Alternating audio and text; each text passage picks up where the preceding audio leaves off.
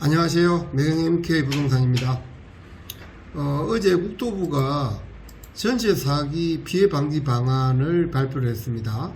제가 쭉 읽어보니까 너무 위협하고 탁상공론의 대책이 아닌가 싶은 내용들이 좀 있어서 전세 사기를 공인중개사를 하면서 느낀 피해 방지 방안에 대해서 좀 이야기해 볼까 합니다.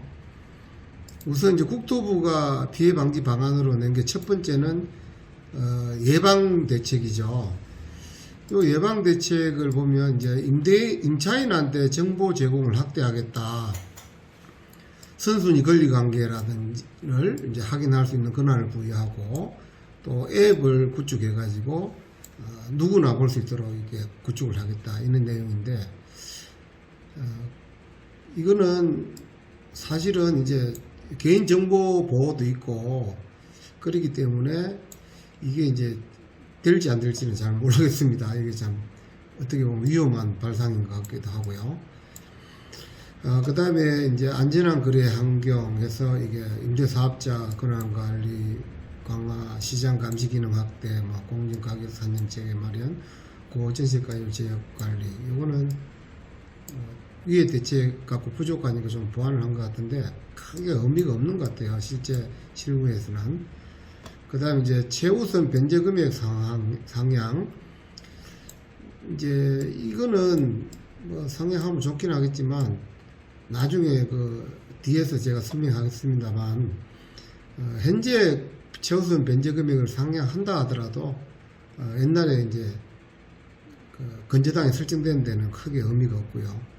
그 다음에 이제 대항력 보강. 요거는 법 문제이기 때문에 법이 개정이 되지 않으면 쉽지 않을 것 같습니다.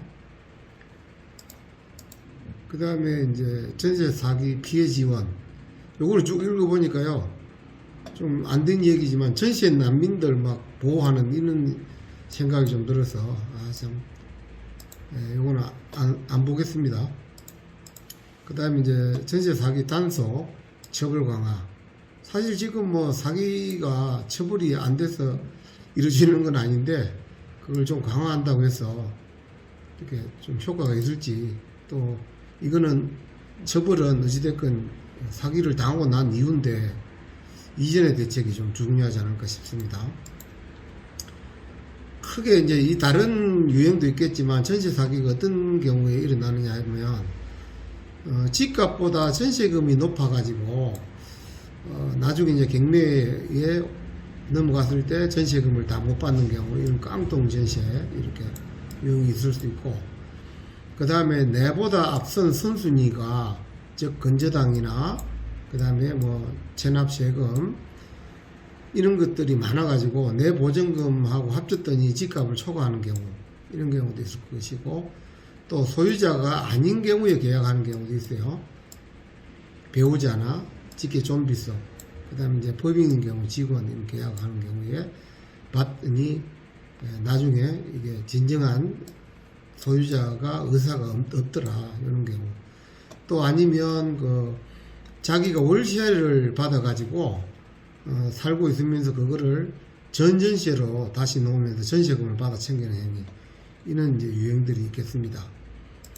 그래서 이제 이 피해 유형에 대한 대책으로는 우선 이제 공동주택 같은 경우에는 비교적 시세 파악이 좀 쉽습니다.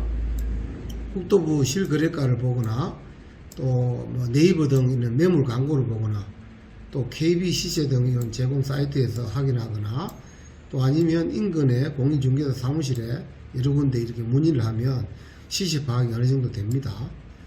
그 다음에 이제 등기부 등본을 떼보면 건저당이나 이제 가압류, 전세권, 임차권 등이 확인이 되기 때문에 비교적 선순위 확인이 쉽습니다. 전입세대 확인은 이제 내보다 전입세대가 앞서 있으면 공동주택은 내가 전입이 안 되는 거기 때문에 이건 아예 계약이 안 돼야 되는 거고요. 어쨌든 이제 우리가 1번, 2번 이렇게 이제 내보다 선순위 금액을 파악해가지고 내 보증금을 합쳤을 때 그 집값 시세에 85% 이상 되면 패스하는 게 좋겠습니다. 왜냐하면 이제 경매에 들어가면 물론 이제 한때는 감정평가액보다도 더 높은 낙찰률이 되는 때도 있었지만 또 최악의 경우는 이제 한 85% 정도까지 떨어지는 경우도 있기 때문에 이거 좀 고려하셔야 되겠습니다. 그 다음에 이제 단독주택, 이제 다가구 다중주택 이런 건데 사실은 단독주택이 굉장히 문제가 많습니다. 아까 공동주택은 사실 어느 정도는 받을 수 있습니다. 깡통 전세든 뭐 나보다 선순위가 있던 그 대책을 세워서 들어가면 나중에 경매를 받더라도 일부라도 돌려받는데 이 단독주택은 못 돌려받는 경우가 10원도 못 받는 경우가 굉장히 많이 나오고 있습니다. 왜 그러냐면 다가구나 다중주택 짓는 분들이 대부분은 이제 은행에 대출을 받아서 짓거든요. 그 대출이 뭐 집값이 거의 한 60% 가까이 이렇게 됩니다. 그 다음에 이제 두 번째는 누가 가져가냐면 주인 세대가 있거든요. 통상 이제 4층에 들어오죠.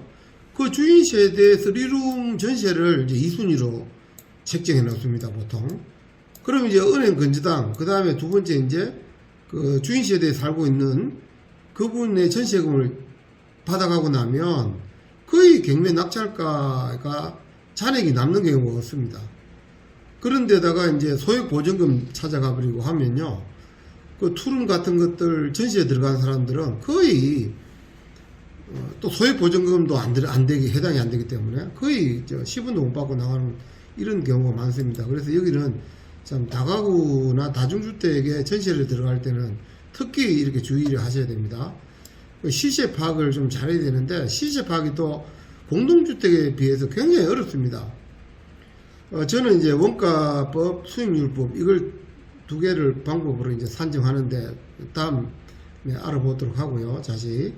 그 다음에 이제 여기도 등기부 등본을 통해서 건저당 등 이런 걸 확인하셔야 되고, 그 다음에 여기는 이제 공동주택하고 다르게 나보다 선순위에 확정일자 받은 걸 꼭 이걸 확인하셔야 돼요. 이 주인을 통해서 계약서 또 동사무소에서 전입세대 확인을 받아오라 그래가지고 그런 분들의 확정일자 금액이 얼마인지 꼭 확인하셔야 되고요. 그래서 이제 이렇게 2번하고 3번 이렇게 파악한 선순위 금액하고 내 보증금이 합계액이 1번에서 시세 파악한 이 금액의 신축인 경우에는 한 85%, 구축인 경우에 한 75% 이상이면 이것도 계약 안 하는 게 좋습니다. 다음은 다가구 주택에서 시세 파악하는 방법. 이건 제가 그냥 이렇게 파악을 해서 위험하면 계약을 안 해주고 했던 걸 사례를 그냥 올려놓은 것이니까 다르게 하셔도 됩니다.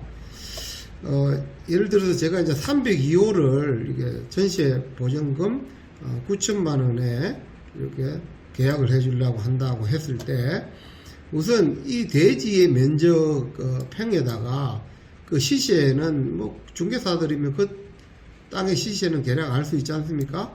그래서 이 시세를 곱해서 산정한 금액 이걸 적용하고요. 그 다음에 이제 건축은요, 이 평당 건축비를 우선 그 해의 건축비는 대충 뭐 얼마인지 아시잖아요. 요즘 이제 예를 들어서 평당 건축비가 좀 올랐는데 얼마 전까지도 한 500만 원이면 평당 건축을 할 수 있다고 그래요. 그래서 이제 했더니 7억 5,600이 나왔는데 이 건물이 이제 건축된 지가 지금 9년 정도 됐고 사용 연한은 45년이라고 봤을 때 적용하면 이제 6억이 집값이라고 봐서 합치면 이제 10억 10억 9천이 이 집의 집값이라고 이제 저는 원가법에 의해서 추정을 했고요. 그 다음에 이제 수익률법에 의해서 이 집의 총 지금 보증금하고 월 차임 받는 걸 봤더니 보증금이 3억 내가 들어갔을 때 합쳐서 3억 8천, 그 다음에 이제 월 차임이 260, 연 수익이 312만 원이라고 한다면 주택 가격을 10억이라고 봤을 때 수익률이 한 5%, 은행 이자가 있기 때문에 수익률을 한 5%는 그래도 봐야 되지 않겠습니까? 그래서 한 5% 이렇게 놓는다고 보면 수익률법에 의해서는 주택가격이 한 10억이다 하고 보는 게 적정할 것 같아요. 그래서 이제 수익률법에서 넣은 10억하고 원가법에서 넣은 10억 9천하고 이렇게 이제 2분의 1을 했더니 주택가격은 저는 10억 4,700만 원으로 이제 추정을 했습니다. 근데 내 앞선 그 건재당 채권 채무 계획이 3억이 있었고 또 나보다 앞선 선순위가 2억 9천만 원이 있었습니다. 공실이 없기 때문에 후순위 소액은 없죠. 그래서 내 대상 전세금 9천을 합치니까 채권 합계가 6억 8천만 원. 그래서 추정한 집값의 64.9% 이런 경우는 좀 안전하죠. 나중에 이제 낙찰이 경매 낙찰이 85%에 된다 하더라도 뭐 8억 9천 정도의 낙찰이 된다고 하더라도 내보다 앞선 이제 경매 집행 비용이나 소액 임차금 또 말소 기준 권리의 건재당 채권 채권액 그다음에 선순위 임차금액 등을 공개하고도 2억 9천이 남으니까 내 대상 전세금 9천만 원은 충분히 받을 수 있다. 이런 경우에는 이제 제가 계약을 해드립니다. 그런데 이제 이게 잔액이 마이너스로 떠서 나중에 내 보증금을 받기 어렵다 이런 경우에는 저는 계약을 안 해드리고 있습니다. 그래서 이제 경매에서 우리가 말소 기준 권리나 배상 순위를 좀 알아야 되는데요. 우선 이제 말소 기준 권리는요, 저당, 건저당, 압류, 가압류, 그 다음에 담보 가등기나 경매 기입 등기, 그 다음에 전세권 이런 게 이제 말소 기준 권리인데요. 이 전세권은 뭐 다가구 주택에 뭐 4층만 전세권을 설정했다 이런 거는 해당이 안 됩니다. 그 건물에 대해서 전부에 대해서 설정한 것만 말소 기준 권리가 되고요. 이 전세권이 가장 선순위다 그러면 이거는 대항력이 있어서 이건 낙찰자 한테 인수가 된다는 거. 그 다음에 이제 이렇게 이제 배당이 어떻게 되는지 한번 살펴보겠습니다. 제1순위는 경매 비용입니다. 이 물론 소액이기는 하나 하여튼 경매 비용이 법원에서 사용한 경매 비용이 가장 선순위고요. 그 다음에 이제 우리가 알고 있는 최우선 순위 소액 임차인입니다. 이것도 뒷페이지에 볼 텐데 이것도 좀 주의할 사항이 있습니다. 그 다음에 이제 세 번째가 당해세, 뭐 상속 정리를 받았는데 그 주택에 대해서 받았는데 세금을 안 내고 있다든가 아니면 그 주택에 대한 재산세를 안 내고 있다든가 이는 당해세가 우리 전세권이나 확정일자 받은 임차인보다 앞선다는 거. 그 다음에 이제 여기 이제 사순위가 건저당이나 내가 이제 대항력이 확정일자를 받은 대항력이 있는 임차인이라면 임차인 이런 게 이제 순위를 따져서 이제 주게 됩니다. 그 다음에 최우선 변제 금액은 우리가 이제 좀 주의할 사항이요. 지금 현재 2021년 5월 11일부터 예를 들어서 우리 광역시는 7천만원에 2,300만원입니다. 그 지금 내가 계약을 한다고 해서 이걸 적용을 하면 안 됩니다. 왜냐하면 말소 기준 권리가 기준이기 때문에 그렇습니다. 예를 들어서 나보다 앞선 건저당이 2010년 뭐 11월 달에 설정이 되어 있었다. 그러면 이때 광역시의 기준이 5,500에 1,900만원을 적용해야 됩니다. 지금 계약이 아니다는 거 주의하셔야 됩니다. 그래서 이제 제가 볼 때 좀 전세 사기를 방지하기 위한 좀 대책으로는요. 우선 행정기관은 등기부 등본을 무료로 좀 열람할 수 있도록 해줬으면 좋겠습니다. 그래야 이제 임차인이든 공인중개사든 의심이 들 때마다 즉각 좀 이렇게 떼볼 수가 있겠죠. 열람해 볼 수가. 그래서 지금 정부24에 들어가면 건축물 대장이나 토지 대장은 무료 열람이 가능한데 아직 등기부등본 안 되기 때문에 이거 좀 해줬으면 좋겠고요. 그 다음에 이제 전입세대의 그 확정일자 받은 거는 공인중개사나 은행도 언제든지 이렇게 열람할 수 있도록 좀 해줬으면 좋겠어요. 지금 이제 집주인 밖에 안 되니까 중개사가 할 수가 없으니까 이 계약할 때가 사실 가장 중요한데 계약할 때 이걸 집주인한테 의존할 수밖에 없어요. 그래서 이게 사고 또 전시 사기꾼들이 이게 보여주겠습니까? 그래서 이런 부분은 좀 열람을 권한을 줬으면 좋겠고요. 그 다음에 이제 체납세액이 발생되면 즉시 좀 압류 등기를 해서 등기 등본을 보면 알 수 있도록 좀 해줬으면 좋겠습니다. 그 다음에 이제 임차인은요, 시세 파악이나 선순위 확인하는데 꼭 이게 습관을 들여야 돼요. 중개사가 파악해서 설명을 하면 아까 내가 이제 설명드린 그런 방법으로 적어도 이해는 할 수 있는 수준이 돼야 될 겁니다. 그 다음에 이제 계약 즉시 이제 확정일자를 받을 수 있거든요. 그래서 확정일자는, 물론 효력은 발생은 내가 이제 전입이 돼야 발생이 되지만, 확정일자를 받을 수 있으니까 꼭 확정일자를 바로 즉시 받고, 그러면 이제 이 우리 행정기관은 그 확정일자 받은 거를 즉시 이렇게 자료를 공인중개사들한테 공개를 하는 이런 시스템을 갖춰야 될 것 같습니다. 그 다음에 이제 그 우리 임차인들은요, 선순위가 많아서 위험한 주택 있잖아요. 난주 경매 때 내 보증금을 받지 못하는 그런 주택은 좀 회피를 해야 됩니다. 이거 참, 우리가 IMF 때 이게 뭐 교훈을 많이 우리가 얻고, 많이 교육이 됐다고 하는데도 아직도 이렇게 발생되는 거 보면, 시간이 지나면 이게 교육만으로는 안 된다는 겁니다. 시스템을 이렇게 갖춰놔야 된다는 거니까. 그런 경우에는 위험하면 어쨌든 선순위 변제액 내에서 반전시로 들어가는 거, 그 집이 꼭 마음에 들면요, 그런 방법을 좀 택해야 되겠고요. 그 다음에 이제 우리 공인중개사들도요, 시세 파악, 제가 아까 앞서서 다가구주택 파악하는 내용 좀 알려드렸잖아요.